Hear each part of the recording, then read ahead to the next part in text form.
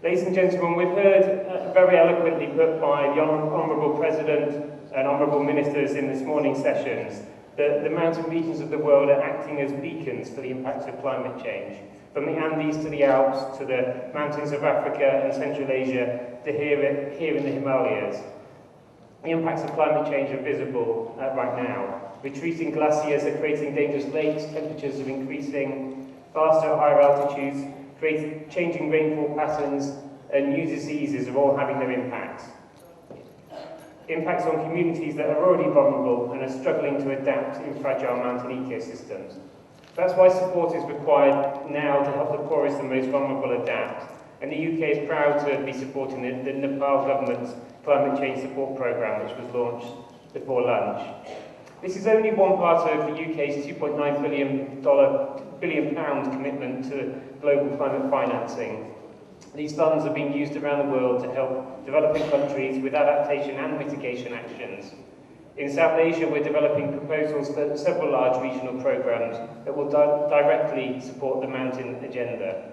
The UK is already part of the South Asia Water Initiative that helps support cross-border work on fragile ecosystems that straddle international borders.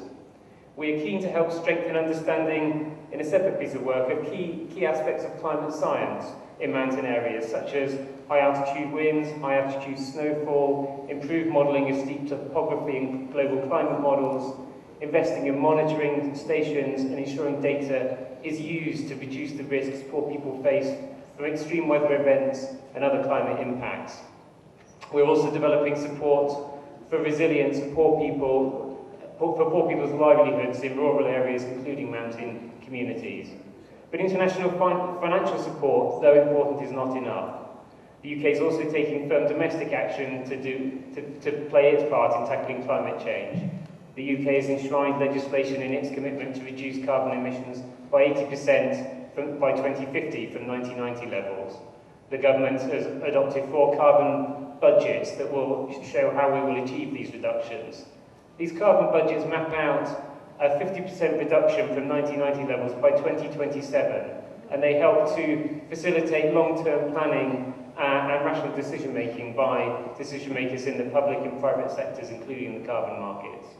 Climate science can be hard to digest by the public and politicians, and the images and individual stories that highlight the impacts of climate change, such as those we heard from Upper Sherpa earlier today, are vital for bringing these issues to life and capturing the imagination and support of people around the world.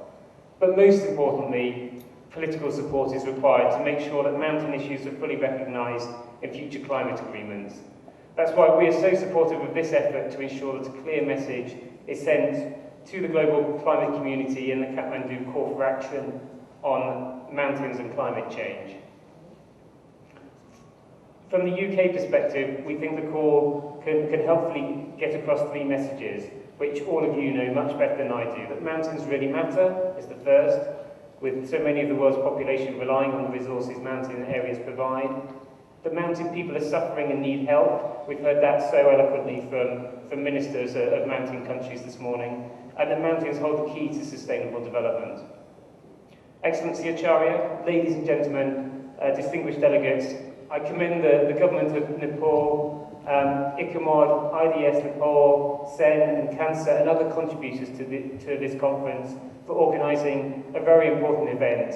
And I wish the conference all the best in making your call ambitious, equitable and effective. The adaptation work, and in fact the British government, I'm very happy to say that despite the economic and financial crisis, the British government, I think it's the Parliament, which has also made a decision that they will continue to make a commitment to provide official development assistance at the level that they have committed in the past. So that's a very strong commitment that we have seen and we have heard, and I'm sure that with the support and cooperation of our development partners, we can really bring about a change in the life of the people which are now being the brunt of the climate change impact on the mountains more disproportionately than any other part of the world. Nepal is a Himalayan landlocked and of course going to be federal very soon country lying in between the People's Republic of China in its north and the Republic of India in its south and east and west. Nepal is known as the country of Mount Everest, Sagarmatha, Chomavangma, the highest peak in the world. Nepal is one of the 40 largest countries of the world in terms of its geography. Elevation changes drastically in short span due to its unique and varied physiographic regions that includes high Himalayas, high mountains, middle mountains, and the Tarai. The Himalayan mountain range runs across the Nepal's northern and western parts, and 8 of the world's 10 highest mountains are situated also within its own territory. And of course, it has been characterized by its diverse geography and climate change. The Himalayan region is a storehouse of the biodiversity and constitutes an important component of global ecosystems. And while describing about my country, especially, I must say that Nepal is a pluralistic country with the diverse caste and ethnicities, cultures, languages, religions, and practices. And according to the population of the census of the 2001, the population of indigenous nationalities, the 59 indigenous groups are legally recognized, but numerous groups are yet to be recognized. There is a per capita CO2 emissions in the country is estimated per 0.13. It's very technical terms. And average temperature in Nepal is rising by 0.5 degrees Celsius per decade. So I must say that climate change is not just an environmental issue. This is a human issue. It is, of course, a human right issue. The right to live and an international security issues as well. Justice issues. The ones who are suffering most had the least responsibility for it. And we must listen to the leaders of mountain countries who remind us that climate change threatens our every existence. So therefore, if the international community cannot save the front line first, it will not be able to save the downline as well. There has been a serious impact on the livelihoods of the mountain peoples, especially while we talk about the risk of catastrophic glacial lake outbursts, the flood events. Due to this, there will be a loss of lives, property, and displacement of local people, less snowfalling in the winter, especially due to climate change. While we don't need any snow, we will get snow. While we don't need any water, we'll get water. So this is the realistic features that we are experiencing in every country, I believe. Serious concern to be made, especially while saving these peoples, making them aware about the issues of climate change. And thousands of climbers every year climb Mount Everest. But this issue is, the Everest has been affected due to the deforestation as well. And due to the rise in temperature, the melting of the ice has adversely impacted, especially the mountain communities who are dependent so much on the tourism area.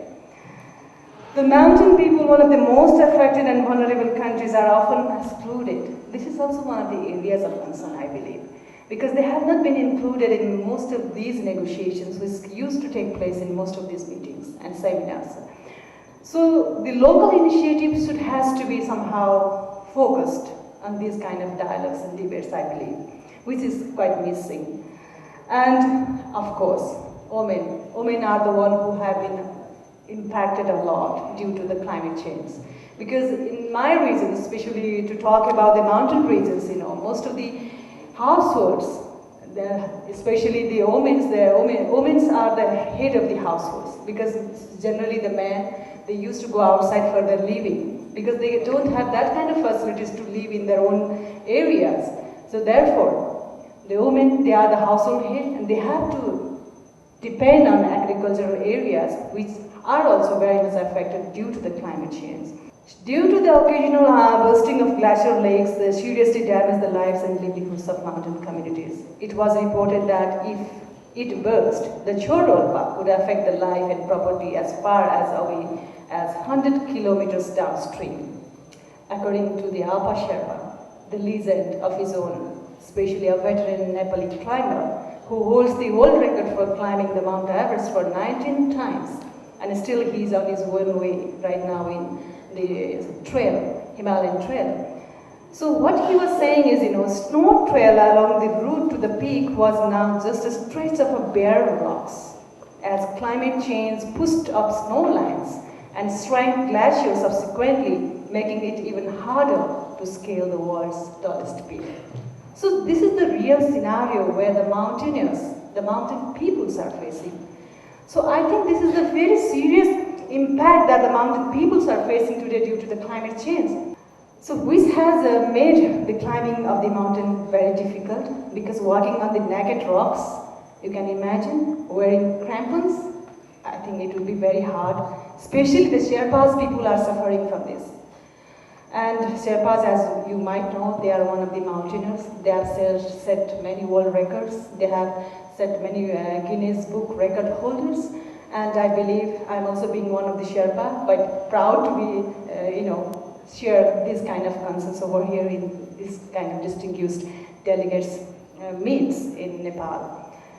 So biodiversity is also one of the affected areas due to the climate change, especially the Himalayan plants, animal species, and are also disappearing and are at risk of extinction. And especially the traditional resources and biodiversity, where indigenous knowledge issues is also not being considered so much, and there is a risk of infectious diseases at rise. I can even get to see mosquitoes in my areas, which we have never seen in especially in the mountain regions these days. Today, we can actively involve these issues than previous 30 years. On behalf of my country, I can submit these points. What are the impacts of mountain areas in Sri Lanka? Mountain and effects of climate change on biodiversity. First thing, in Sri Lanka, mainly Nuwara and Matale district, very highly biodiversically rich areas. But unfortunately, hot plains in affected in Nuwara district and Matale district also mountain region. There are a lot of environmental issues in those districts. And mountain ecosystem is affected by human activity. This is the major problem in Sri Lanka today. Land grabbing for cultivation and illegal settlements. Some politicians, some bureaucracy directly involved to these human activities.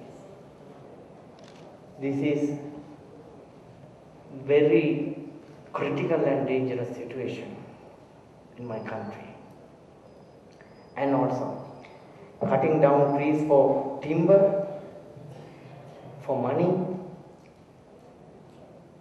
directly some politicians and some officials support to these things. Funny thing is, sometimes forest department officers, police officers are directly involved in these activities. Then mountain water system is affected by the adverse effect of climate change. That is the third issue in my country. Change of weather patterns affected the supply of water. Farmers, depending on the river water supply, face difficulties. Every year, all the rain patterns are changed totally. Floods and droughts highly affected to every year. In the same area, some months we affected from floods, sometimes we affected from droughts. Climate should be understood as a gigantic network that interacts with all the elements of the planet. We have to pay attention to the signals or squealing that warn us that we risk to approach a point of no return. Among these, we have polar thaw, glacier regression, sea level rise, ocean acidification, the disappearance of several species and loss of biodiversity, reduction of hydro resources, declines in forests, desertification and land degradation, drought, among others. It is a fact that Earth could support a radical climate change, a according to the history. But the question is if the human being could survive this change. WWF published a report about the main elements and critical points of the world climate change, where the though of the poles and mountains appears in the first group. It has been observed that the ice flow in the Himalayas and the Andes have been contributing to rise the sea level. At the end of 2100, the average in the sea level rise could be between 0.75 and 2 meters. In the case of the Antarctic, if the ice plate collapses, which could happen in the next 3 centuries, the sea level could rise around 5 meters. While this problem is threatening the survival of small state islands, Chile, as well as many other countries, are also worried about the water shortage. We all know there is a limited amount available. Population growth and major enterprise demand are putting a lot of pressure on this resource, which is also affected by pollution and the change in the use of air. According to research studies, glaciers will experience a fast thaw process during this century, with a consequential impact on the amount of provisions of drinkable water. After this brief introduction, I want to refer to the measures my country has been taking in the field of climate change and mountainous regions. In August 2011, we presented the second national communication to fulfill Chile's commitment to the UN Convention on Climate Change. According to the guidelines, this report contains the results of the National Inventory on GHG, sources and sinks, the main achievements in addressing the country's vulnerability and adaptation to climate change, the measures adopted to mitigate GHG, and other national information considered relevant, taking into account the advances in international negotiations made mainly at the conferences of the parties held in 2007, 9, and 10. Lastly, it outlines some of the country's various gaps and needs related to national capacities, financing and technical support that were identified during the preparation of this report. I have to underline that this work done by our government was possible thanks to the financial support from the Global Environmental Facility and the assessment of UNDP, which acted as the implementation agency for this national communication. One of its most important chapters is vulnerability and adaptation to climate change. Chile is highly vulnerable to climate change. We have an extensive low-lying coastline, arid, semi-arid, and forest ecosystems, a special sensitivity to natural disasters, areas that are susceptible to drought and desertification, urban zones heavily affected by air pollution, and mountain ecosystems. Studies conducted in recent years related to the impacts of climate change ratify this problem and its potential negative effects on our plans for sustainable development. WMO is the United Nations authoritative voice on weather, climate, and water. As there are no national boundaries for weather, climate, and the water cycle, international cooperation at a global scale is essential for the development of meteorology, climatology, and operational hydrology.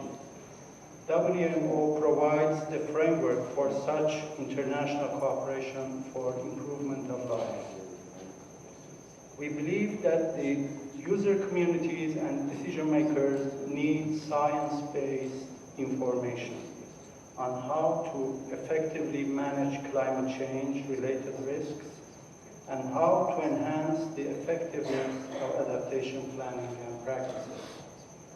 For this reason, based on the proposals of the World Climate Conference 3 held in 2009 in Geneva, WMO is in the process of establishing a global framework for climate services called GFCS.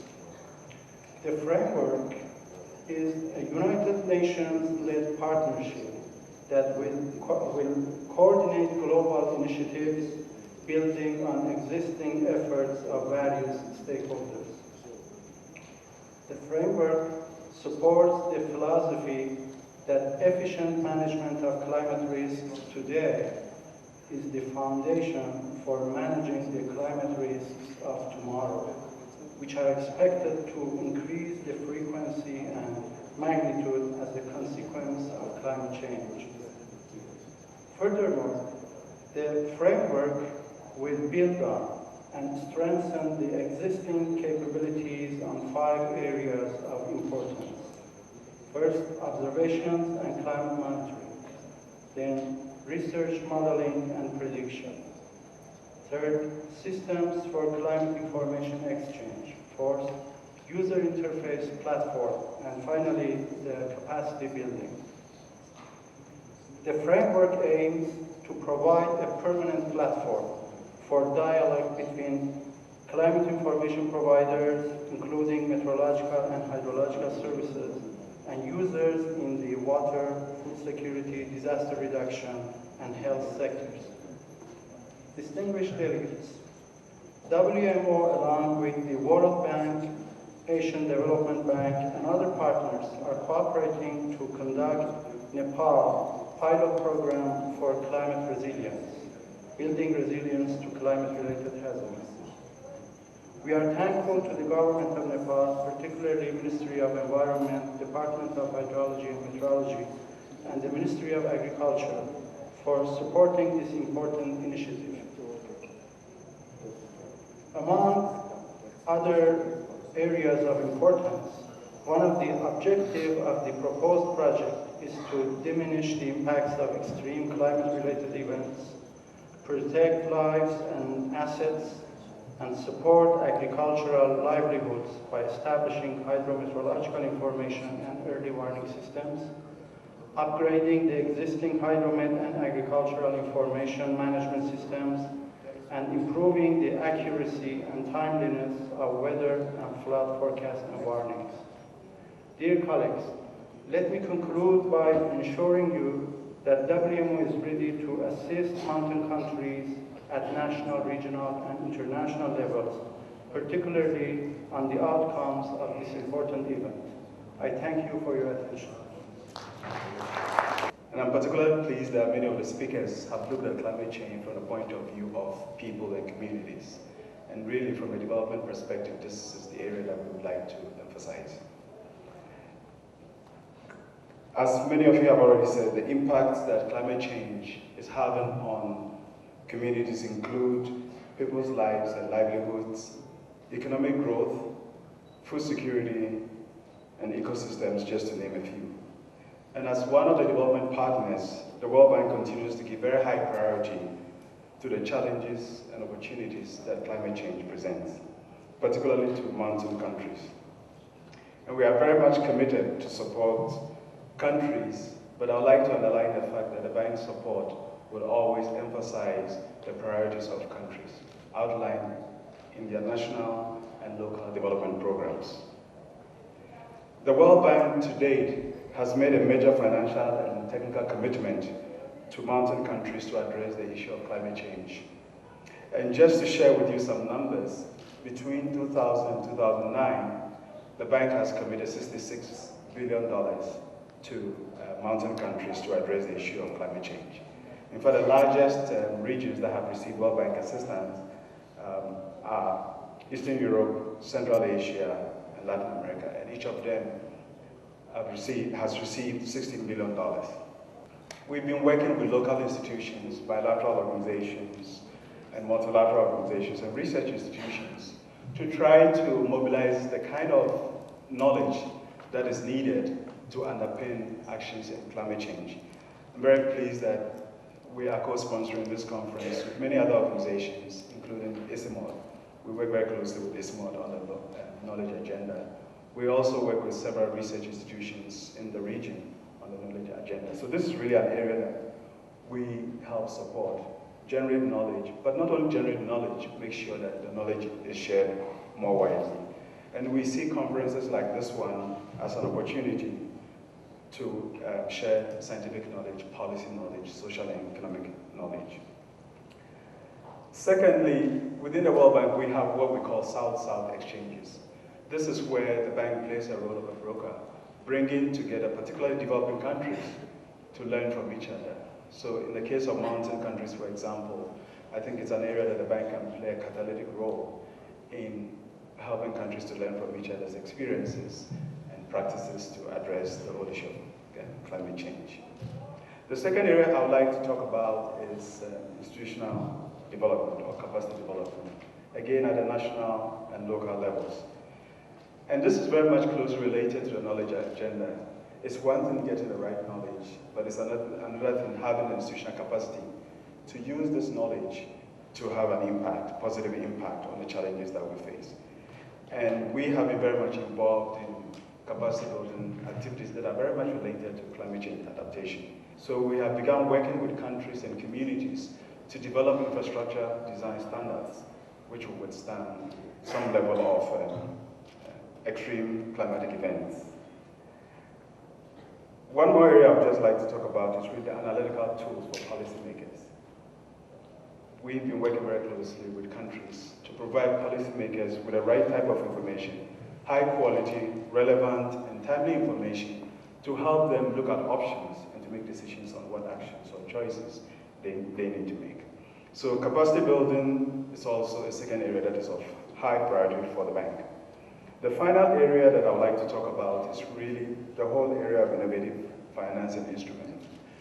And beyond our traditional loans or grants, as I mentioned, we are beginning to work with countries vulnerable to climate change, including mountain countries, to develop new financing instruments. So for example, weather index insurance, so that when farmers lose their crop, there is an insurance system which has less transaction cost to really provide and compensate for them for the losses. We also have a type of insurance called a catastrophic insurance, and we've used this a lot in the Caribbean, where a major extreme weather event sweeps through, there's loss of life and property, but at least countries are able to respond very quickly in rebuilding people's lives and property. And so this is also another instrument. There are a number of instruments that we are developing to help countries to deal with or adapt very quickly to extreme climatic events. And for mountain countries, our assistance so far has gone to Nepal, Bolivia, and Tajikistan. The second type of fund that I'd like to highlight briefly is what we call the deal with promoting clean technologies, really helping countries to reduce carbon dioxide emissions. And again, for this type of fund, we have countries like Mexico, Colombia, South Africa, and Morocco benefiting from these funds. So let me conclude, ladies and gentlemen, by noting that first, for mountain countries, as has been mentioned previously, you face unique vulnerabilities and unique challenges. And also, as was mentioned earlier, when you look at the poverty data, mountain countries or communities face extreme poverty. And so the World Bank is very much interested in really helping mountain countries and communities to adapt to climate change and to be prepared better to face extreme climatic events.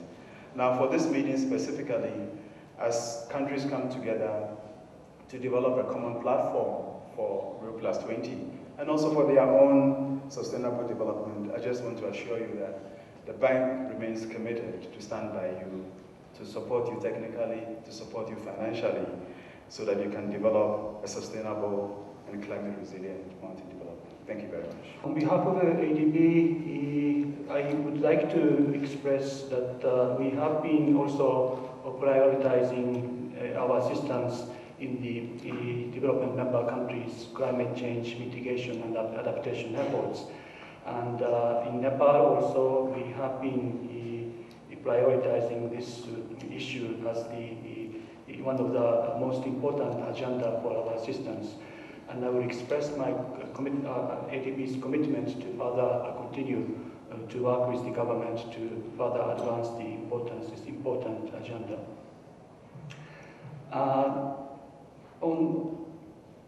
In my statement, I just want to explain our experience of working with the government so far and future plan and some of the issues that we need to pursue in dealing with this agenda. Our assistance in this climate change started in 2009 with what is called the Capacity Development Technical Assistance, which included three components. Number one was the knowledge development, strengthening of number one is the knowledge development, and second is the preparation of the planning tool, and third is the institutional development. So these are essentially provided as the establishment of essential systems to start dealing with the climate change adaptation efforts. So one of the assistance includes the downscaling of the climate change projection models, which according to the recent findings, which really clearly demonstrates the disproportionate impacts of the climate change impact in the mountainous regions. So this is now being very much substantiated.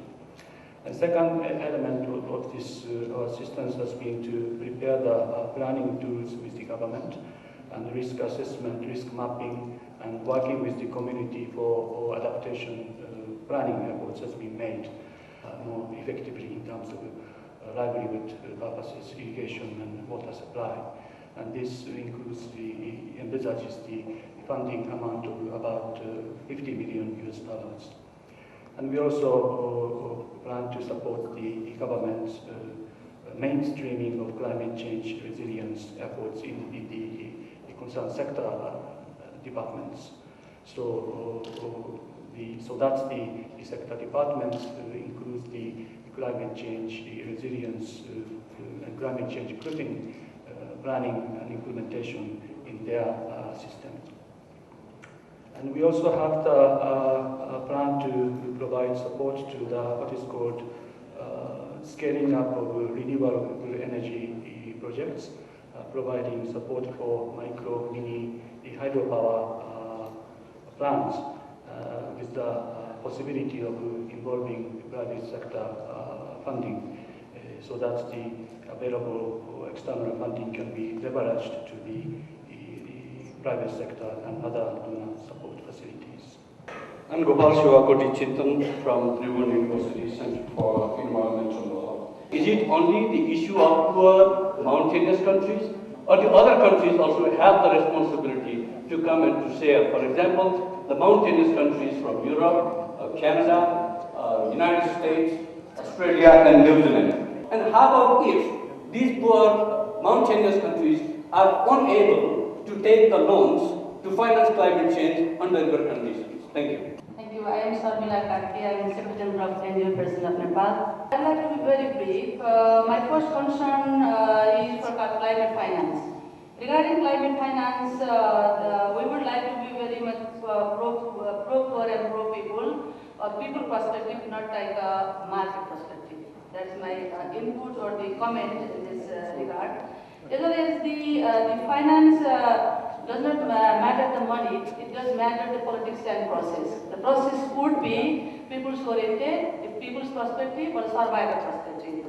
It would be like this. This is my one comment. And regarding adaptations, the adaptations more would be go to the ground, more would be the survivor perspective, more would be the gender perspective. Gender perspective means cross-cutting issues, but there are lots of issues raised from this morning till now are women perspective. How women are facing, how women are a vulnerable group in this section. That is why it would be clearly tomorrow in the call of actions, I would like to all these organizations or the delegates also, there could be the tangible some actions could be how the women can overcome from this all vulnerability. My name is Harthy Sherpa, and I am from Women Mountaineering Association President. In Europe, I see in Switzerland, in France, in Europe, there is a recycling system, there is a battery shop, but there is also collecting system. And in Asia, I don't see this kind of system. So are you doing this kind of system in Asia also, or in the future? And the second is that there are a lot of people talk about the deforestation, but they don't, there's also the solution is that because we don't have in the mountain in the Himalayas area like Nepal, we are developed country, and we don't have our gas factory and gas and kerosene. So we are using a lot of forestry by need, because not by will but by need. So all these countries, I think, if they want situation, I think they should help Nepal, like a landlocked country like our country. I think they should supply more gas and more kerosene. Thank you very much. There is a need to go beyond the payment of employment services, but also calculate the opportunity cost which the mountain communities are paying. So I would like to know from Ms. Lucky Sherpa that is she agree to go for a opportunity cost in addition to the payment for ecosystem services to the mountain communities. Thank you. Climate change is more than an environmental issue, it's also a development issue. So in trying to mainstream climate change in development, the bank has been playing a role with its own resources, which is normally grants and 0% loans. So in cases where climate change project or activity is associated with a regular development project, then you have the concessional loans or the zero interest loans and grants being packaged together. And that's typically the way we operate as a bank. We also have climate trust funds in countries like Maldives, in Bangladesh, and a few other places. Again, the contributors to this trust fund, the donors, and the governments make decisions on the policy and the terms. So again, we play a role of an administrator and trustee, but the rules of the game are agreed between the donors and the governments. The second part of my response is more related to the climate finance discussions going through the UNFCCC process.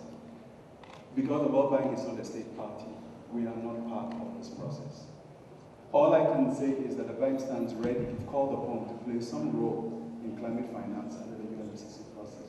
But we are not part of the process, and so we are not going to involve in certain terms or conditions under which these funds will be made available to affected countries. Thank you. The colleague from India, I would like to thank you for the question and raising the issues. Especially indigenous knowledge system needs to be preserved while dealing with the climate change issues, I believe. And while dealing with these kind of issues in every mountainous countries, I believe, especially the mountain peoples, the indigenous peoples, who have got that kind of knowledge to deal with many of the issues of climate change affecting their livelihoods. First, we need to make them aware that what is climate change is and how it really affects our lives. So these kind of sensitization programs are still lagging far behind in our districts, in our regions. So I believe as a parliamentarian, as a regions representatives, it is our task as well to really implement or really making aware our people, our community. So as a parliamentarian, I have got that kind of responsibility to making our people aware about the issues, the effects of climate change that has been dealing, that we have been dealing for so many years. So, and how we can respond to it. We should start from the very small thing, I think. Finance sector and policy interface are three angles of a triangle which should come together to interact closely to ensure that adaptation requirements are well understood and effectively conducted. Thank you. I want to refer to the financial issue. Those who have been involved in the climate change negotiation are clear that one of the main concerns for the developing countries is how are we going to be able to face the compromises that we are taking in terms of mitigation and adaptation actions. The outcome that we got in Durban wasn't as good as we thought, in terms that we were able to create this green fund, but the green fund is empty. So there is no money at all, and we see in the near future no possibility to have enough money to cope with all the compromises that I already mentioned. It's clear that this should be this is a historical compromise assumed by the developed countries, and I think that during this year it's very important to clarify which is going to be the situation. But having said that, I think it's very important also to consider, as I mentioned in my presentation, the importance of trying to improve the South-South cooperation. This is a quite important way to cope with the financial problem that the developing countries are suffering. Thank you. Action on adaptation, but also to providing sustainable energy to mountain communities, and I think it is really important. I mean, I referred in my comments to the role of mountains as contributing to sustainable energy around the globe, from the point of view of hydropower, but also sustainability from the point of the role of forests. But it is equally important that we all are able to help poor people and ordinary people in mountain communities access to clean energy, and it's something that I know a number of donors, including the UK, are active on. I think we also talked about interdependence among various ecosystems. That also came out very strongly during the presentation here. And we also talked about, I think if we talked about in the morning about vulnerabilities, which we also briefly touched upon now, we specifically focused on solutions.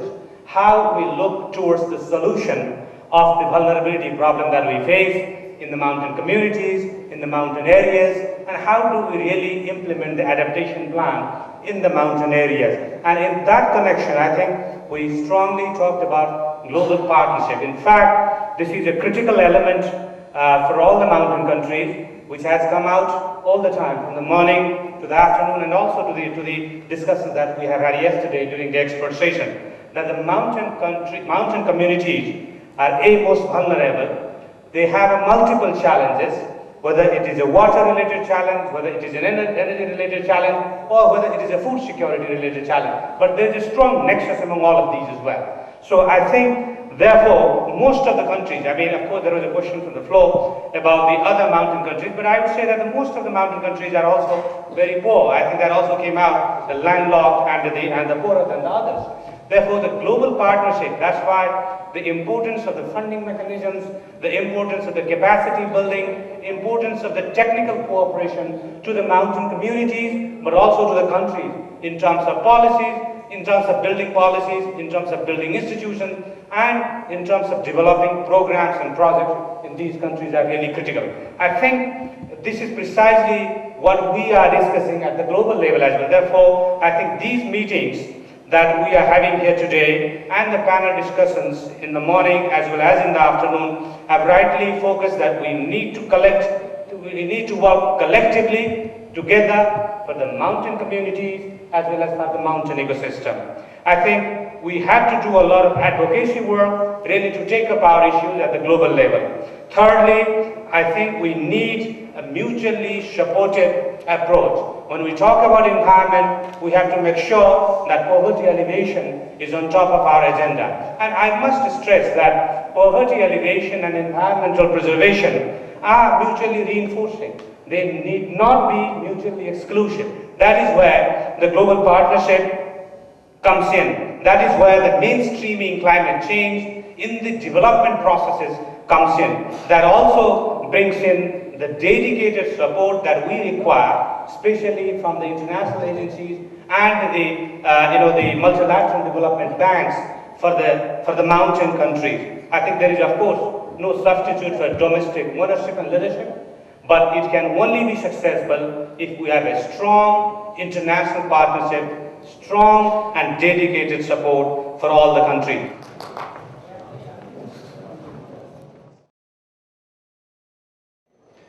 Mountains matter for several reasons, as we've heard many times today. They're a resource not just of local, but of global significance for water, food, energy, forest, biodiversity.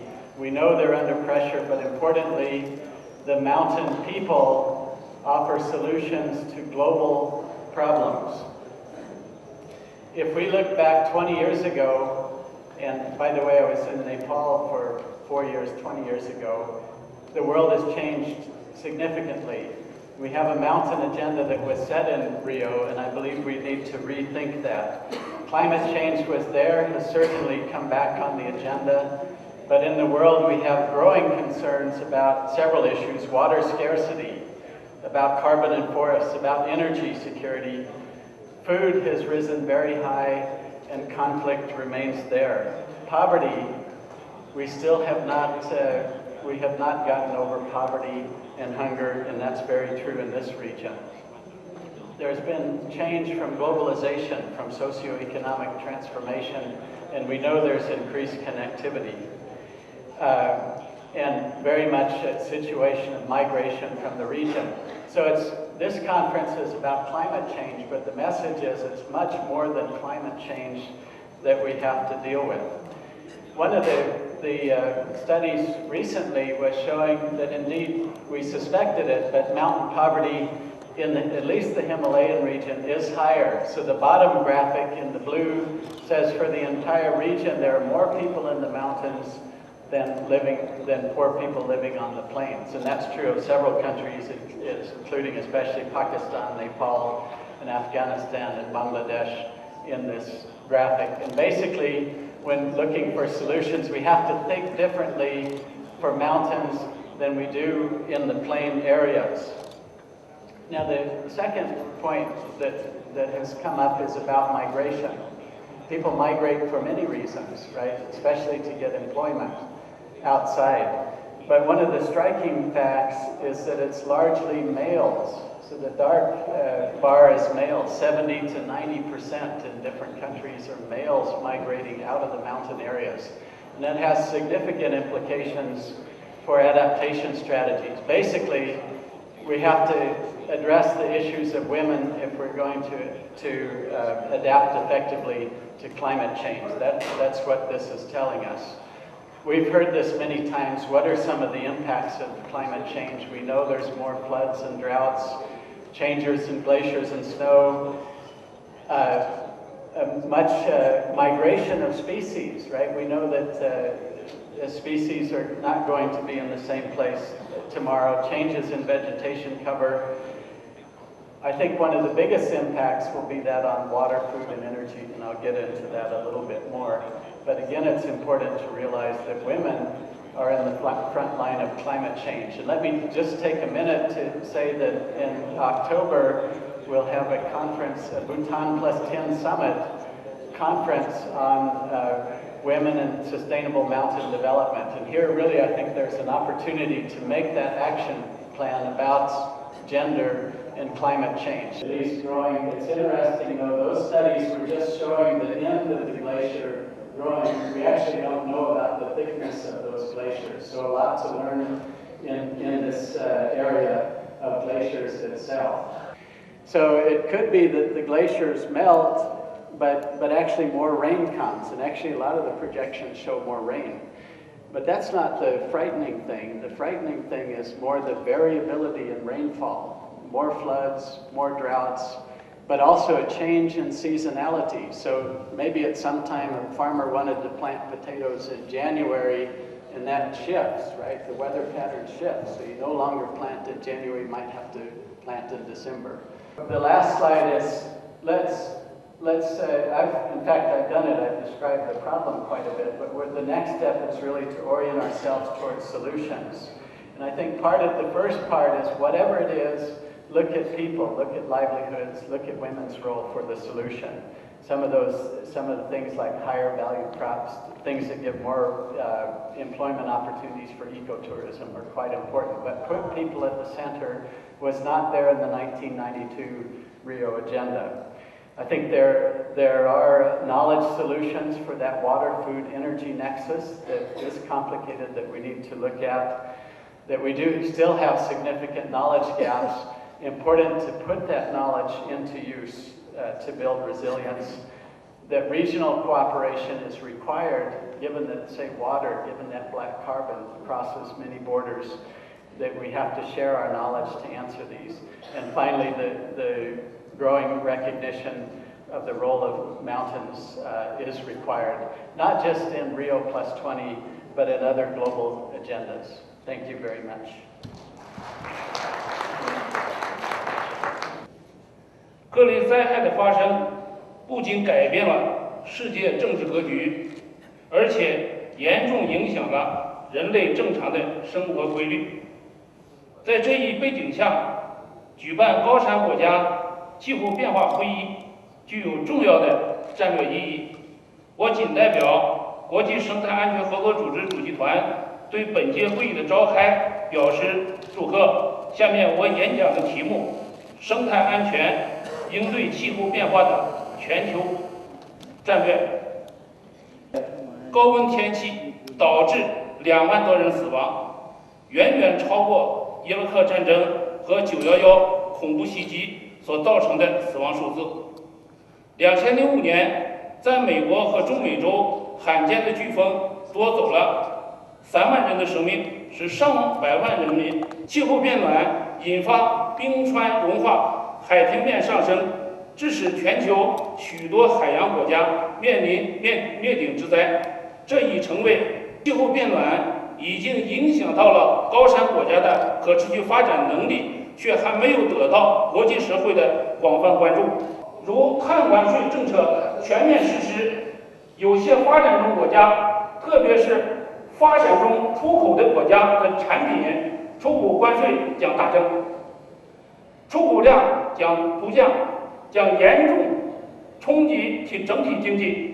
这种政策是极不公平和极其有害的。On behalf of the Mountain Partnership Secretariat, I would like to, of course, congratulate the government of Nepal for the mountain initiative, and also ensure the government of Nepal that we are fully behind this initiative and you can count on our full support. Climate change is, of course, very much linked to the discussions in Rio. And it is extremely important to have a strong and extended mandate for sustainable mountain development in order to better address the challenges of sustainable mountain development at a required scale. Mountain services will be essential for facing the 3 major challenges of the 21st century, and those are clean and reliable water supplies, renewable energy, and food security. The Mountain Partnership Secretariat, in collaboration with its members, worldwide 200 members, are organizing the 3rd global meeting that is going to take place on the 19th of June during the Rio +20 negotiations, and you are all cordially invited to participate. In this meeting, we are going to shape the future we want beyond Rio. We are going to present the medium-term strategy and the new governance structure of the Mountain Partnership. And we, as Mountain Partnership, of course, are fully supportive of the Peruvian initiative to have a pavilion on mountains during Rio. It's going to be a period where we can present all the opportunities that mountains can offer to green growth and to sustainable development as a whole. I would like at this moment to congratulate Ambassador Acharya for his excellent work in New York. I think he is the ambassador of the mountains in New York, because in New York is where we have most of the negotiations. He actually just came back from the latest negotiation of the 3rd intersessional meeting, and he's going back to the continuing in the negotiation of the zero draft. I would like to thank him again, and as Mountain Partnership provide all the support necessary for the mountain initiative and all the mountain countries, so that we can also hand in hand work together with not only mountain countries, but all those countries that benefit from the services that mountain can provide. Thank you very much. My experience told me that because countries have different opinions in terms of global cooperation and solutions, but some of our concepts also transferred domestically. I have an example that our colleagues from mountain provinces like Guizhou, they will argue that if China and other developing countries argue that we should take the common but differentiated responsibilities globally, why don't our poor provinces also take this principle? So that shows that you know how difficult for the central government to make its policy and to carry on its policy. I believe that good cooperation among government ministries and among the central and local government is very important. Well, in terms of how to adapt to climate change, I heard a lot of people talking about some sectoral solutions, but not so many people talk about some broader approach.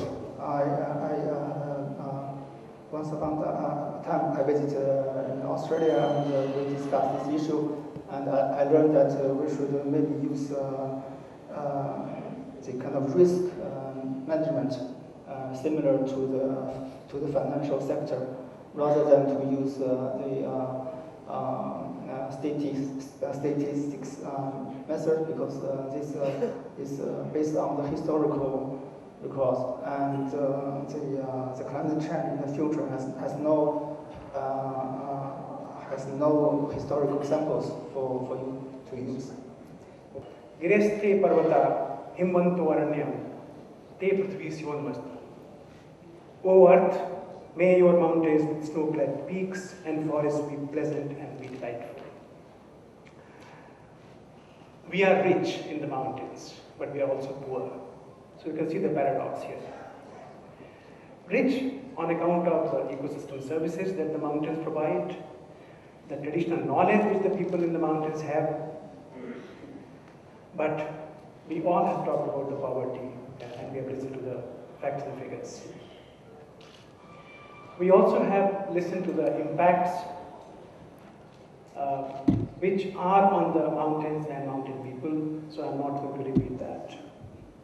What is of importance is that these impacts are not limited to the mountain ecosystems, but spiral downstream communities also get impacted. That needs to be noted. The mountains are fragile and vulnerable. This has again been reinforced and shared by a large number of esteemed speakers. Now, what I will just briefly underscore, because of these impacts, the livelihoods of people are at stake. And the crop failures have been talked of. We have talked about the feminization of the poverty, but what is also of equal importance, that the mountains are also being deserted by the youths. There are not enough youths now to find the mountains. And not only the people are leaving the gender which Dr. David actually shared, but I have also come across where the entire family actually now moves and leaves the mountains. I bring you greetings from Bolivia. Bolivia is in South America in the heart of the Andes. Bolivia is an Andean country, but it has a huge section in the lowlands, in the Amazon lowlands. So it's an excellent place to look at upstream-downstream relations within mountains. The Andes, if you look at a map of South America, are the backbone of South America. So basically everything has some sort of relation to this mountain range. It is especially mountain people that are already feeling the impacts of climate change. And this is important in Bolivia. The awareness about climate change happening, going on, is higher in mountain areas, in the highlands, than in the average of the country. Let me comment a few things as a social scientist. Perception of climate change goes very much by glaciers in the high mountains. And glaciers in Bolivia cover about 300 square kilometers and do have an importance for the water cycle, for biodiversity, for local livelihoods, etc.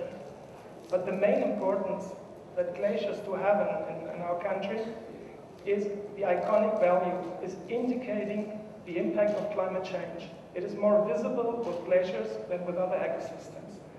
And I think this warning has to be taken very seriously. Glaciers are an early warning system, and looking at studying glaciers gives an opportunity to glimpse at the future of climate change, what will probably be also happening to other ecosystems.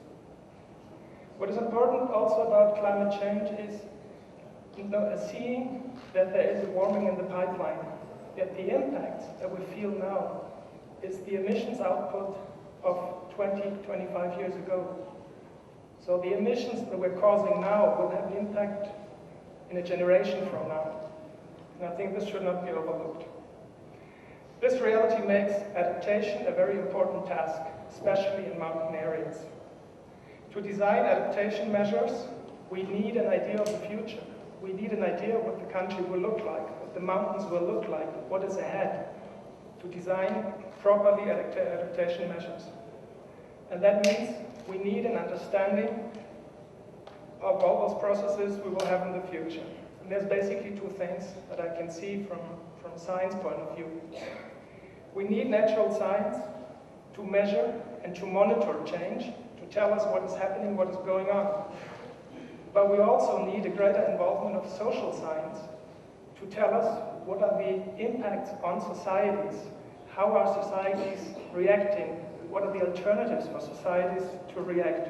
I think we need an interaction much more than we have at the moment between social and natural sciences. I like to highlight three sub-topics: mountain ecosystem survey and issues, and knowledge within the mountain, and mountain agenda, what we should pick up. So my first message is, when we talk about the mountain ecosystem, we are facing too little water, too much water.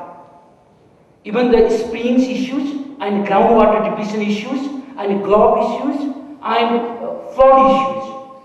But impact in ecosystem as well, which is the degradation of livelihoods, resources, reduction on production and loss of crop diversity. Human health issues is equally severe. And agriculture is in difficulty. I like to note down here, like Nepal, we have 70% of the people, more than, relying on agriculture-based economy, and where our contribution in GDP is 35%. So like this, in other countries in the world also, we are having the very severe issues in agriculture issues, natural disasters, floods issues, and biodiversity and habitat loss. And similarly, socio-economic condition. I like to note down here, there is, because of the water not having availability, there is a serious problem with the female, children, and indigenous people, even upstream and downstream. It may link up with the conflict. And another issue which I like to have the mountain ecotourism issues. Because of the mountainous region people, the main source of livelihood is ecotourism. But when it is having in the threat, their livelihood and ecotourism is going to be in the threat. For all these issues which you are listening from the last many days and many years, that should be addressed by the very analytical knowledge which should be generated in a very community level with the indigenous people, which they are generating the knowledge and making their adaptation century to century. So these things we have to understand. So in my opinion, knowledge should be the most important development resources, creating awareness, analyzing the problem, and creating the opportunities and skills. So in this direction, when we are talking about the knowledge should be linked with economic competitiveness and real community issues about the persisting gap between knowledge generation and its application, and regions growing knowledge in economy and its increasing socio-economic disparity. Local communities have been adapting for centuries to centuries, which should be backed up by scientific knowledge, scientific data generation, should be linked up with the policy level and institutional setup and legislation.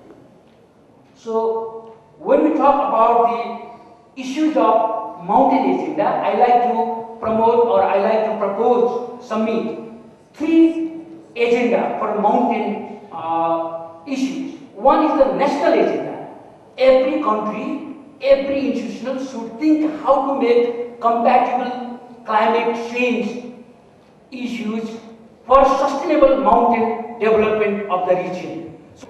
We have studied as a whole comprehensive research project examining in relation with the climate change, the changes in people's livelihood and also ecosystems, or say water availabilities, or those interrelations to each other.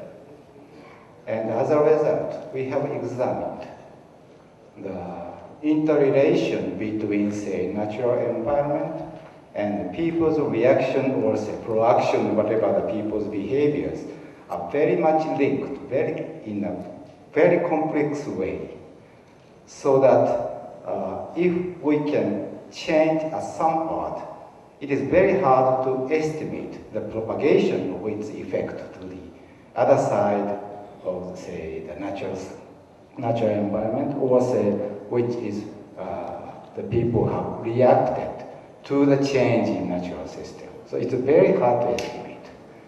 We, means human beings, we are not wise enough to estimate the every changes that could happen in future, in natural system as well as in social system. The local people, or say the government, would choose or select the best way to solve the present issue, but which would sometimes make a wrong decision. So the best intention does not mean the best solution. So people have to be very sincere to realize that something could happen beyond our assumption. We have to assume something could happen beyond our assumption. The most vulnerable and marginalized countries. The LDC group also comprises of landlocked countries, small island developing states, including mountain countries. The LDCs are characterized by geographical as well as environmental vulnerabilities, and needless to say, these countries are at the forefront of facing today's climate change crisis, when ironically they are the least responsible with the lowest per capita emission of greenhouse gas.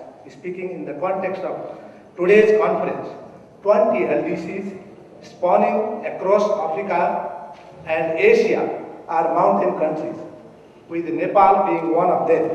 I must mention here that Nepal being the current chair of LDC group, the conference indeed marks an unprecedented initiative of political leadership by Nepal, which would conclude with the Kathmandu call for global action on mountains and climate change.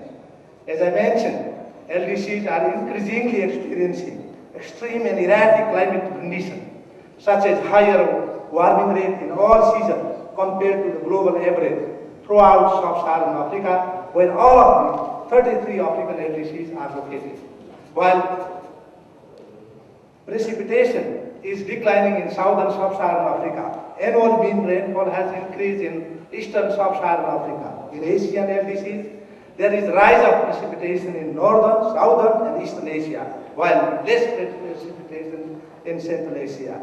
Climate change has accelerated the degradation of mountain forests, already hit hard by population pressure and intensive agriculture. Nevertheless, to cite here a small local solution to the global problem of climate crisis has been community forestry, which is a success story, especially in the case of Nepal. Community managed forest ensure the practice of equitable and sustainable use of forest, additionally leading to self-reliance and empowerment of community forest users, a significant number of them being women.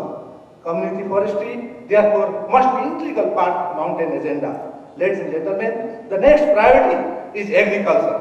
Since majority of LDC and their population are greatly dependent on agriculture, and it is this sector that is experiencing devastating effect of climate change, especially in terms of reduced yield, food insecurity, and malnutrition, thus truly embarrassing the right to development. Thank you very much. Do we need nature Now, it sounds like a stupid question, and it actually is a stupid question. But it was the theme of a contest run by Shell Oil Company about 10 years ago, where they wanted 4,000 words, or 1,000 words, for anyone to say, do we need nature? It made me so angry, I actually participated in this contest, because the asking of the question was beyond comprehension, okay? So that takes me to the next point. This is like a slide presentation. A popular phrase, and we've heard it a dozen times today, at least, ecosystem goods and services for human well-being. Now, it's a great phrase, but it's only half of what's needed. We talk about being holistic, but we only talk about one hand. We need two hands to make noise. When you talk about ecosystem goods and services for human well-being, we're putting a price on ecosystems. The Aral Sea in Central Asia is an example. Calculations were done to show that a cubic meter of water on desert soil to grow cotton was 100 times more valuable than keeping fish alive. So they destroyed the sea. The fourth largest inland sea in the world in 1960 is not on the list. The other side, the other hand that must be asked at the same time is human goods and services for ecosystem well-being. Okay? We need ecosystems. Ecosystems do not need us. We need nature. Nature does not need us. Social dimension of climate change is, I know the history of it. And after the climate change issue, they said, oh, we forgot the social people. So they add a dimension. It's like adding another nose to the face. You see? I don't like being a nose. I think the other hand for that, it's okay to ask the social dimension of climate change, but you must add the climate dimension of social change. The climate isn't the only thing changing. We are doing things, putting ourselves in harm's way, and ultimately end up blaming the climate. Now, I want to read a statement from 1971 by a workshop undertaken by scientists, atmospheric scientists. It was called Man's Impact on Climate, SMIC report, MIT. Quote, we recognize a real problem that a global temperature increase produced by man's injection of heat and CO2 may lead to dramatic reduction, even elimination of Arctic sea ice, 41 years ago. And it's happening faster than they thought it would happen. We should think about, we talk about mountains. We always talk about the mountains, and the mountains are important. They're more than just a reservoir of water, they're more than the gatekeepers or the caretakers of the rest of water for the lowlands. They must link to the lowlands, the whole gradient. Everyone along the gradient uses the water from the glacier. It's not just about preserving it for populations downstream. They must link to others. Otherwise, what I said yesterday was there needs to be not only a mountain partnership, which is a great thing to have, the mountain people talking to each other. There should be a mountain coalition to get others saying that their ecozone is important. Water count of South Asian for more than 1.4 billion people. And as per some scientists, 50 years after the water is gone, so we have a big problem. So 1.4 billion people do not get water. This is not only the environmental problem. Nepal is very good in providing microhydrotechnology to the rest of the world, not only from forest. If you look at the history of suspension bridge also, Nepal can cater that technology to the remaining developing countries as well. So I urge the forum to establish some kind of engineers and technologists forum for knowledge knowledge sharing, a kind of, which will enable for knowledge sharing and promotion of green technology across the developing countries, and moreover capacitating the engineers and technologists to sharing the best practices at one end of the world to the remaining world. So I urge from this forum to establish the Engineers and Technology Forum for Knowledge Sharing. Basically, I am Saroj Kumar Upadhyay. I am Vice Chair of Nepal Engineering Council. Thank you very much. Duper पहाडको कन्दरमा नदी र समुद्रको किनारामा ठुलो विपत्ति झेलेर बसेको विपन्न दलित समुदायको आवाज यहाँ उठ्दै उठेन। यहाँ बरु जनजातिको आवाज उठ्यो र त्यसै अन्य आवाज उठ्यो, तर दलितको बारेमा बोल्नलाई प्रोत्साहित नै गरिएन र यो आजको पहिलो दिन सकिन लाग्यो, पहिलो दिनको सेसन सकिन लाग्यो। यसले गर्दा हामी भोलि आउने कि नआउने भन्ने अनुभूति भइरहेको छ, किनभने यो समुदायको बारेमा कुनै कतैबाट पनि केही आवाज आउँदैन र बोल्ने मान्छेलाई पनि अवसर दिइँदैन। त्यसैले गर्दा हामी सबैले त्यसलाई ख्याल राख्नुपर्छ कि यति बेला पर्छ। So organizer heard, and so I think it might be the improvement for the next program like this. And so with that, once again, the panelists and the keynote speakers, thank you very much. And I'm supposed to wrap up, but for the sake of time, I will not go over what each the speakers and the panelists mentioned. But I think it was more on the solutions rather than raising the problems and so on. But I think Professor Nakao and also Dr. Glantz, in some sense, raised very fundamental and philosophical questions. It came to me, okay, mountain countries did not create and cause the problems we have with climate changes. National level problem, and they have a means to deal with these challenges. Then countries, I believe, has done something already. They have a will, commitment, but they have no means to deal with these huge challenges.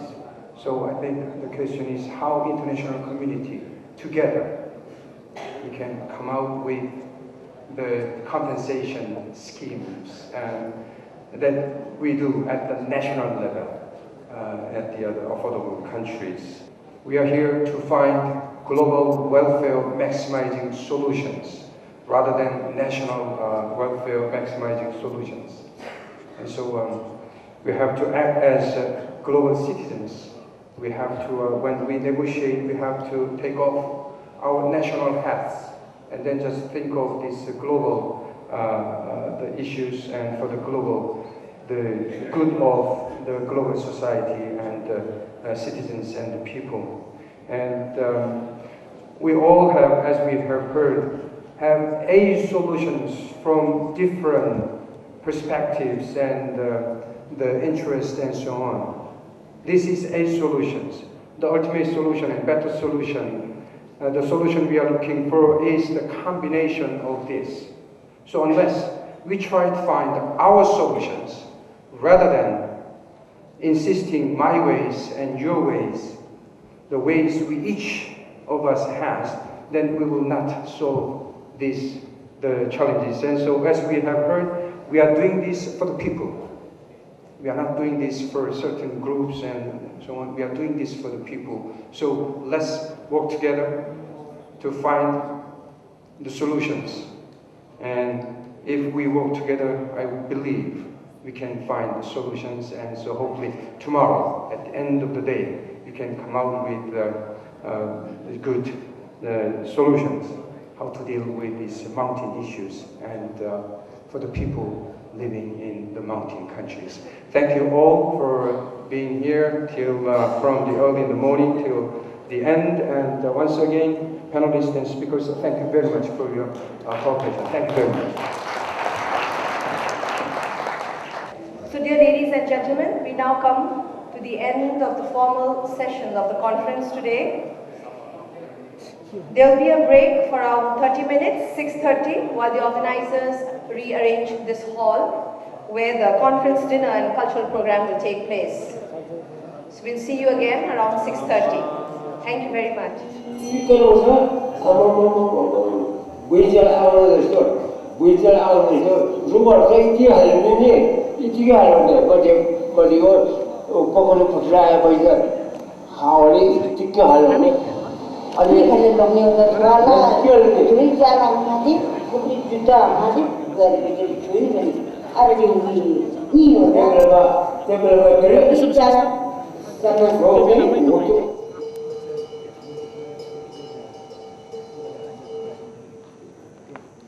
लग्यो नि sir अब त्यहाँ बनाउँदै गर्दा पारी पुरा intake बनाएर त्यो पोखरीहरू बनाएर हेलिप्याडहरू बनाएर पुरा त्यो पानी जाने त्यो पुरा सिमेन्ट र ढुङ्गाले पुरा डलन गरेर पुरा पानी जाने ठाउँ साह्रै राम्रो ठाउँ बनाएर त्यो पुल दुईटा लग्यो सबै बिजुली बनाउँदै गर्दा सबै लग्यो नि त sir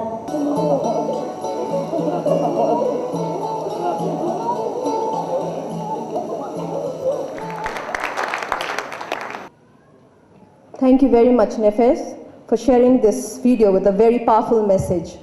Copies have been distributed for all, so please kindly take a copy home. We have a very special guest among us this evening, the former Prime Minister, Honorable Mr. Madhav Kumar Nepal. Honorable Mr. Nepal needs no further introduction, and the Ministry of Environment of Nepal would like to acknowledge the significant contribution of Honorable Mr. Nepal to the process of putting forward the mountain agenda to the global community, and most importantly, at the COP15 in December 2009, where he headed the delegation of Nepal, and the rest is history, which most of us know. May I please have the honor to welcome Honorable Mr. Nepal. Good evening. I would like to appreciate the efforts of the Ministry for making this conference a reality after 3 years of its inception. I am particularly delighted today to see that the process which was conceived in Copenhagen during the COP15 in December 2009 has now finally taken off. As an initiator of this process, I would like to briefly reflect as to how and why this idea was conceived. While taking part in the COP15 negotiation process in Copenhagen, as a head of the delegation of Nepal, I found that the issues and the problems of mountain regions were sidelined from the mainstream debate of the COP process, whereas the mountains are disproportionately and deeply affected from climate change.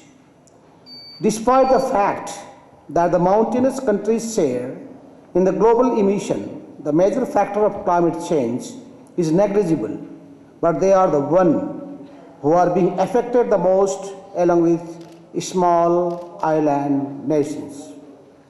The conservation of the ecosystem in the mountainous areas is not only important for the people of these countries, but also for the people living in the downstream regions and beyond.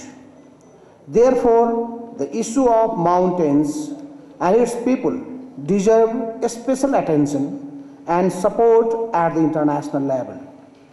With this realization, I personally took an initiative in organizing a gathering of the delegates from the mountainous countries and representatives from other related organizations in Copenhagen at the sideline of the COP15.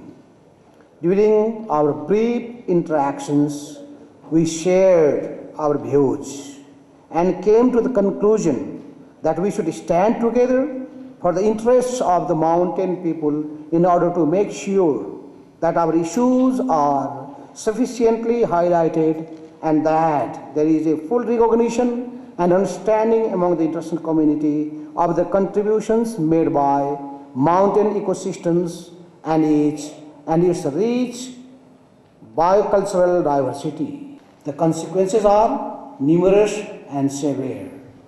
The seasons are shifting and the world is becoming warmer.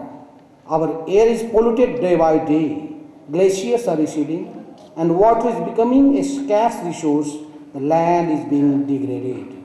We must make sure that Mother Earth remains as a planet intact with its diverse ecosystems, its purity and its beauty. To save the planet and ecology, we need to change our lifestyle. We need to change the discourse of our consumption-led development culture, a culture that ignores the ecology, tradition, and people in the quest of profiteering and satisfaction of individual greed. I strongly believe that it is only the harmonious relationship between people and environment across the mountains and regions that will save our people and mountains and lead us towards sustainable development. We also need to promote diversity-based agriculture which produces more healthy and sufficient foods. Excellencies, ladies and gentlemen, let me briefly reflect upon the context and consequences of climate change in my country, Nepal. Fast melting of glaciers in this majestic Himalayas and higher variability of rainfalls resulting in shifting monsoons with extended droughts and less rainy days have increased vulnerabilities for livelihoods and our economic infrastructures.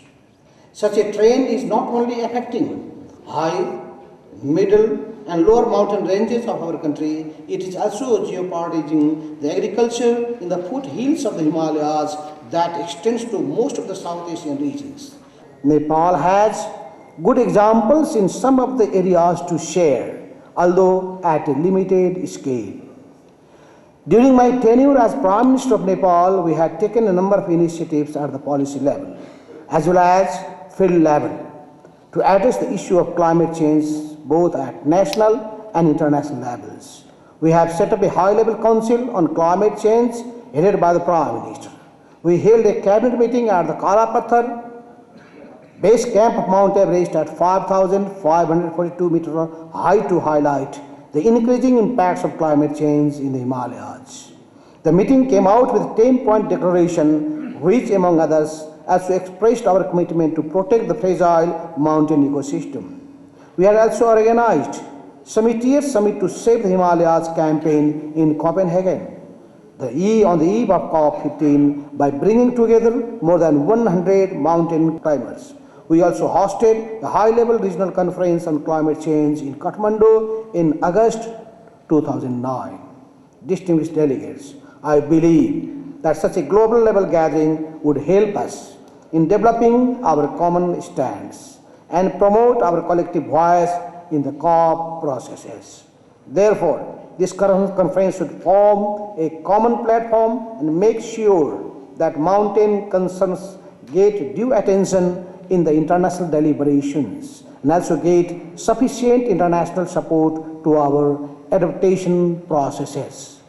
Due to our different geoclimatic situations, different levels of development and adaptation capacity, not all the mountainous countries are affected in the same way.